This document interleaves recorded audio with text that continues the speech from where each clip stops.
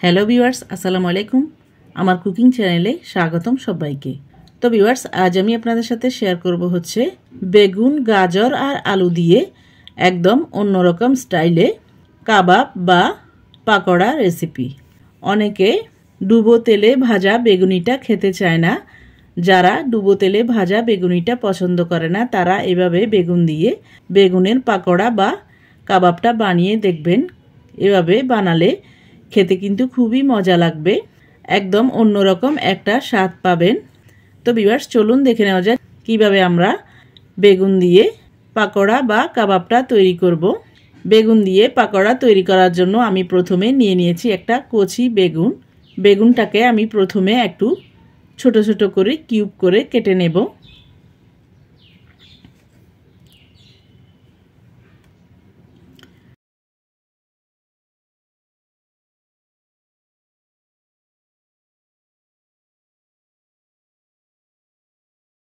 তো ভিউয়ার্স, দেখতে পাচ্ছেন আমি বেগুনের একটা ফালি কিউব করে কেটে নিয়েছি। এই একই নিয়মে আমি পুরো বেগুনটাকে কেটে নিয়েছি। এরপর বেগুনের পাকোড়া বা কাবাবের মধ্যে বাকি যে উপকরণগুলো লাগবে একবার দেখিয়ে দিচ্ছি। এখানে আমি নিয়ে নিয়েছি চপ করা কাঁচামরিচ, নিয়ে নিয়েছি ছোট ছোট কিউব করে কাটা গাজর 1 কাপ পরিমাণ, নিয়ে নিয়েছি ছোট ছোট কিউব করে কাটা আলু 1 কাপ পরিমাণ, নিয়ে নিয়েছি পেঁয়াজ কুচি, এরপর নিয়ে নিয়েছি ধনেপাতা কুচি। এরপর আমি এই সবগুলো উপকরণ মেখে নেওয়ার জন্য নিয়ে নিয়েছি একটা মিক্সিং বোল। প্রথমে আমি মিক্সিং বোলে দিয়ে দেব কিউব করে কেটে রাখা বেগুন। এরপর দিয়ে দিয়েছি 1 কাপ পরিমাণ কিউব করে কেটে রাখা আলু। এরপর দিয়ে দিয়েছি 1 কাপ পরিমাণ কিউব করে কেটে রাখা গাজর।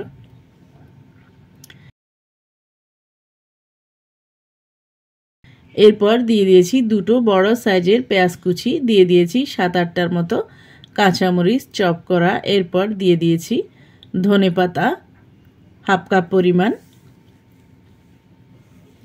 এরপর আমি দিয়ে দেব 1/2 কাপ পরিমাণ চাউলের গুঁড়া।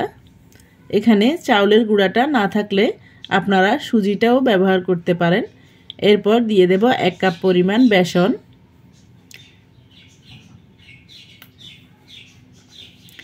এরপর আমি দিয়ে দেব গুঁড়া মশলা। এখানে আমি গুঁড়া মশলার মধ্যে দিয়ে দিয়েছি 1/2 টিস্পুন হলুদ গুঁড়া, দিয়ে দিয়েছি 1 টিস্পুন মরিচ গুঁড়া।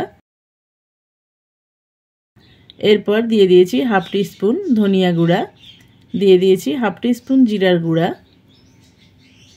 এরপর দিয়ে দিয়েছি 1/2 টিস্পুন ভাজা গরম মশলা গুঁড়া।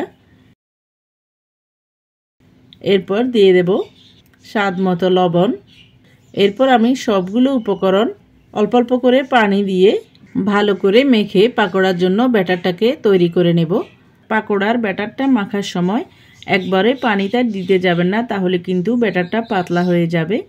তাই চেষ্টা করবেন অল্প অল্প করে পানি দিয়ে ব্যাটারটাকে মেখে নিতে।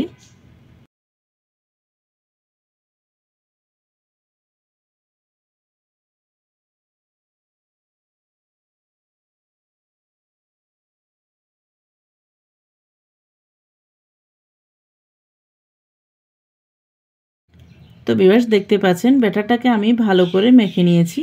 এই পর্যায়ে আমি বাইন্ডিংয়ের জন্য দিয়ে দেব দুটো ডিম। এই ডিমটা দিলে এই পাকোড়ার বাইন্ডিংটাও ভালো হবে আর একদম ক্রিস্পি হবে। এই ডিমটা দিলে পাকোড়াটা খাওয়ার সময় এর ফ্লেভারটাও কিন্তু খুবই ভালো লাগে। তো ভিউয়ার্স, দেখতে পাচ্ছেন কথা বলতে বলতে আমি ডিমটাকে ভালো করে মেখে নিয়েছি। দেখতে পাচ্ছেন কত সহজে আমাদের পাকোড়ার জন্য ব্যাটারটা তৈরি হয়ে গেল।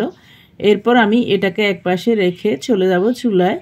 চুলায় একটা প্যান বসিয়ে দিয়ে দিয়েছি পরিমাণ মতো তেল। এখানে আমি শ্যালো ফ্রাই করব। এই পাকোড়াগুলোকে ডিপ ফ্রাই করব না, ডিপ ফ্রাই করলে কিন্তু পাকোড়াটা ভেঙে যাবে। এরপর আমি তেলটা ভালো করে গরম হয়ে গেলে একটা চামচের সাহায্যে অল্প অল্প করে গোল শেপ করে পাকোড়ার ব্যাটারটাকে দিয়ে দিচ্ছি।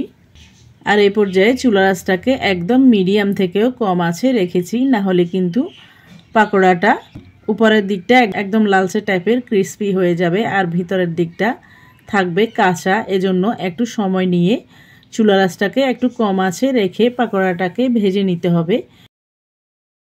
তো ভিউয়ার্স দেখতে পাচ্ছেন আমি চুলার আঁচটাকে একটু মিডিয়াম থেকেও কম আঁচে রেখে পাকোড়াটাকে এক পিঠ একটু লালচে টাইপ করে ভেজে নিয়েছি।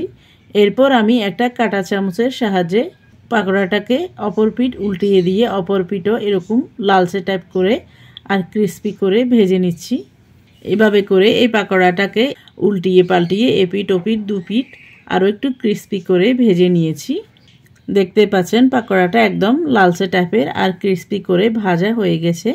এরপর আমি এই পাকোড়াটাকে একটা স্ট্রেনারের সাহায্যে উঠিয়ে একটা প্লেটে নিয়ে নিচ্ছি। তো ভিউয়ার্স এখানে আরেকটা কথা বলে রাখি, পাকোড়াটা উল্টানোর সময় একটু আলতো হাতে উল্টিয়ে নেবেন, না হলে কিন্তু পাকোড়াটা ভেঙে যাবে।